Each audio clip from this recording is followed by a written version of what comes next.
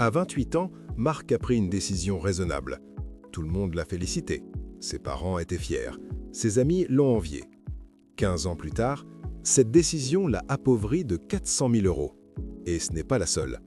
Il y a 5 décisions qu'on te présente comme raisonnables, responsables, même intelligentes, mais qui te garantissent de rester pauvre. Dans cette vidéo, je vais te montrer lesquelles. Si tu as pris au moins 3 de ces 5 décisions, tu es déjà dans le piège. La décision. Accepter un CDI sécurisé à 25 ans au lieu de tester autre chose. Pourquoi c'est raisonnable? Stabilité, salaire fixe, rassure les parents, permet de prendre un crédit. Pourquoi ça t'appauvrit? Marc, à 25 ans, CDI à 35 000 € par an dans une boîte tech, sécurité immédiate. Lucas, à 25 ans, freelance incertain, 15 000 € la première année. 10 ans plus tard, Marc, 55 000 € par an en CDI, toujours coincé 40 heures par semaine. Total gagné 10 ans, 450 000 €. Lucas, 80 000 € par an en freelance, 20 heures par semaine. Plus 2 produits numériques qui génèrent 30 000 € par an passifs. Total gagné 10 ans, 650 000 €. Différence, 200 000 €. Le CDI à 25 ans t'a coûté 200 000 € en 10 ans, parce qu'il t'a empêché d'apprendre à créer du levier. Le vrai coût, ce que tu n'as pas appris pendant que tu étais salarié. La décision. Acheter ta résidence principale le plus tôt possible. Pourquoi c'est raisonnable? Arrête de jeter ton argent par les fenêtres en loyer. C'est ton patrimoine. Les taux sont bas. Pourquoi ça t'appauvrit? Sophie, à 28 ans, achète un appart 250 000 €. Crédit sur 25 ans. Mensualité 1 200 €. Julie, à 28 ans, loue à 700 € par mois. Elle investit les 500 € de différence dans un ETF. 20 ans plus tard, Sophie, elle a remboursé, l'appart vaut 350 000 €, gain net après intérêt 50 000 €. Julie, son ETF vaut 280 000 €, rendement moyen 7% par an. Plus, elle a pu déménager 4 fois pour de meilleures opportunités pro. Elle a gagné 100 000 € de salaire en plus grâce à sa mobilité. Total Julie, 380 000 €. Total Sophie, 50 000 €. Différence, 330 000 €. Le vrai coût, l'immobilité géographique et l'argent immobilisé. La décision. Négocier une augmentation au lieu de créer du levier. Pourquoi c'est raisonnable? Tu mérites plus pour ton travail. C'est normal de demander 5 000 € de plus par an. Pourquoi ça t'appauvrit? Thomas négocie une augmentation. 40 000 €, 45 000 €, plus 5 000 € par an, égale 400 € par mois. Il est content. Mathilde refuse de négocier. Elle utilise 5 heures par semaine pour créer un produit numérique.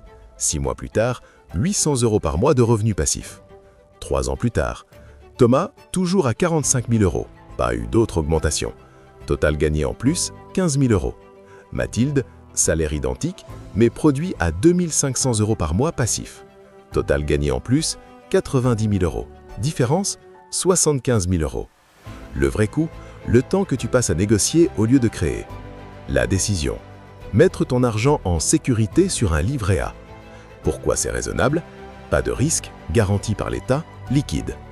Pourquoi ça t'appauvrit? Pierre met 20 000 € sur un livret A à 3%, taux actuel. Marion met 20 000 € dans un ETF Monde à 7% moyen. 20 ans plus tard, Pierre 36 000 € sur son livret A, gain 16 000 €. Marion 77 000 € dans son ETF, gain 57 000 €.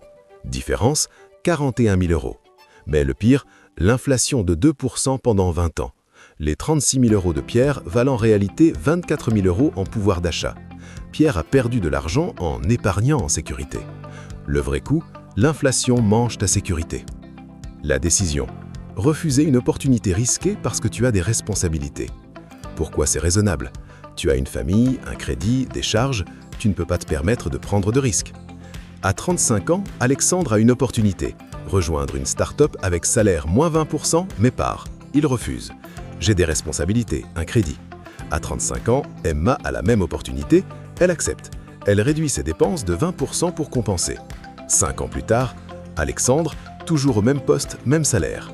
Emma, la start-up a été rachetée, ses parts valent 400 000 €. Différence, 400 000 €. Le vrai coût, les opportunités que tu refuses par peur. Récap des 5 décisions. CDI à 25 ans, moins 200 000 €. Résidence principale à 28 ans, moins 330 000 €. Négocier une augmentation, moins 75 000 euros. Livret A, moins 41 000 euros. Refuser le risque, moins 400 000 euros. Total potentiel perdu, 1 046 000 euros. Plus d'1 million. En prenant des décisions raisonnables. Le problème, ce n'est pas que ces décisions sont stupides, c'est qu'elles sont optimisées pour la sécurité, mais pas pour la richesse. Et la sécurité n'a jamais rendu personne riche. Sur Cash Matrix, on décortique ces mécanismes sans bullshit. Si tu veux continuer, abonne-toi. Prochaine vidéo, pourquoi les personnes intelligentes restent pauvres, le paradoxe de la compétence. Si tu as reconnu au moins 3 de ces 5 décisions dans ta vie, laisse un like. À très bientôt.